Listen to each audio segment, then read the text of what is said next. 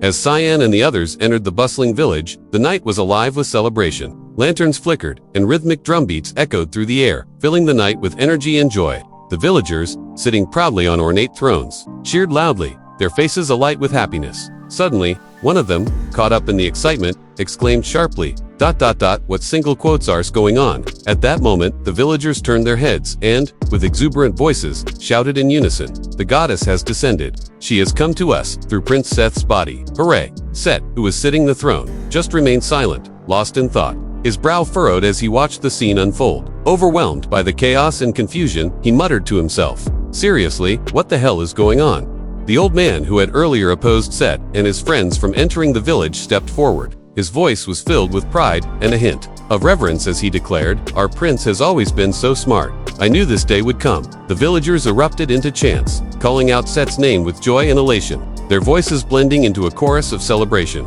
But the sight only ignited a flicker of irritation within Set. His fists clenched, and he shouted sharply, "Stop this nonsense." In his frustration, he tore at his shirt, the fabric ripping as a sign of his growing anger and confusion. From a balcony overlooking the scene, Cyan observed the festivities with a detached expression. His eyes narrowed as he remarked casually, "What a festival." Suddenly, K-Ram emerged beside him with a serious tone. "I don't get what she's scheming. I feel like she's trying to keep an eye on us using that guy. But I don't understand. Why? ... Cyan nodded thoughtfully.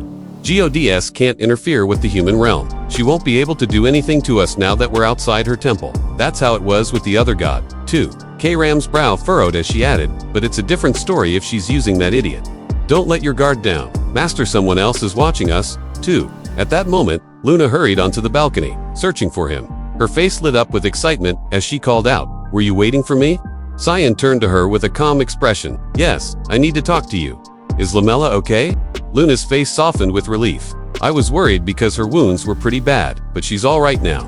She'll be much better after a day's rest. Her internal wounds are fully healed." Cyan nodded in acknowledgement, impressed. Long-distance teleportation magic, combined with advanced healing ear skills, have really improved. Hearing this, Luna let out a sigh of relief.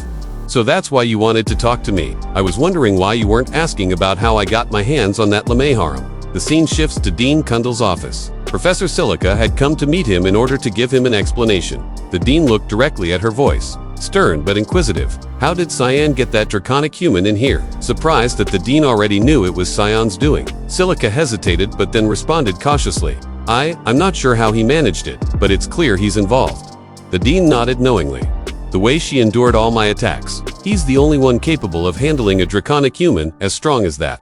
Silica, hesitant, asked softly, "What are you planning to do?" The dean paused thoughtfully before answering, "I'll have a talk with him." He already imagined Cyan's confident smirk, saying, "I bet, you'll let me, right?" Silica lowered her eyes. "I'll take responsibility as his instructor." The dean's tone grew more serious. "Good and evil are already decided by the world. What's considered evil is ominous, something you should stay away from. But if he's trying to protect someone, that's his true nature." He looked at her with a hint of compassion. "It doesn't matter that he's a member of Mist. Better to be genuine than hypocritical." She was taken aback by his words, not expecting this perspective, he continued, his voice grave. "The Empire is heading toward great danger. I've done all I can to prevent it, but fate is stronger than me. When the time comes, fulfill your role here at the Academy." He then said, "I have to go now." Silica, panic-stricken, called after him, "Great danger, ... Fulfill my roles, ... What's going to happen in the future?" The dean stopped, turning back with a gentle but piercing gaze. ... What does she like? That child." The scene shifts again, to a room where Nana lay resting, battered from her recent fight. The dean entered quietly, gazing at her with a mixture of affection and nostalgia. A flashback flickered in the dean's mind. Young woman and a child holding each other tightly, tears in their eyes. "I'm sorry, father. I won't ever say I miss mother again. Please forgive me." The scene faded back. The dean sighed, whispering softly, "Why was I suddenly reminded of Diana? I miss you so much, especially today, my daughter." He carefully placed a gift beside Nana's bed before quietly exiting the room. The shifted back to Cyan and Lunacian. "Say to Luna, you can just have it." Luna looked puzzled. "I thought you needed it though." Cyan shrugged nonchalantly. "I don't need it, don't worry about it." He cast a warning glance, his eyes darkening, a faint red aura emanating from him. "Don't ever let anyone take it from you unless you want to die by my hands." Turning away, he added, "I'm heading to the Academy. You can come back with Seth later."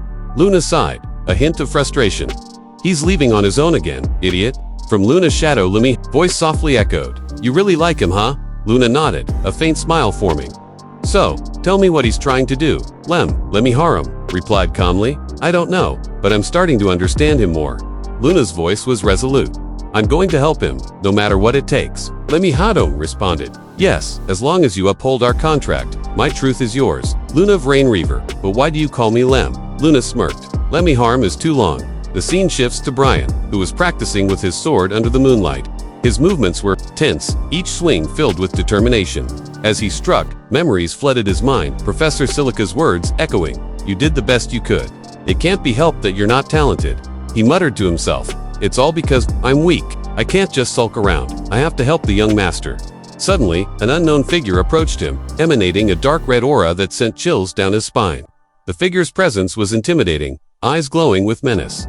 The mysterious stranger spoke coldly. Where is Sion? Brian stiffened, trying to maintain his composure. Young Master Sion isn't here. Without warning, the stranger released a powerful spell, creating a barrier that trapped both of them inside. His voice was menacing. Hand him over. Without hesitation, the stranger charged forward with his sword, initiating a fierce and drawn-out battle. The air crackled with energy as they clashed, each exchange intense and relentless. The stranger repeatedly demanded, "Hand Sion Vert." Over the fight dragged on. Both combatants pushed to their limits. Eventually, Brian managed to knock off the stranger's helmet, revealing a face that froze him in shock. His eyes widened as he stared at the intruder. Caitlin, and with this, the chapter ends. Please leave a comment. It helps boost my videos. Even an emoji would do. Thanks.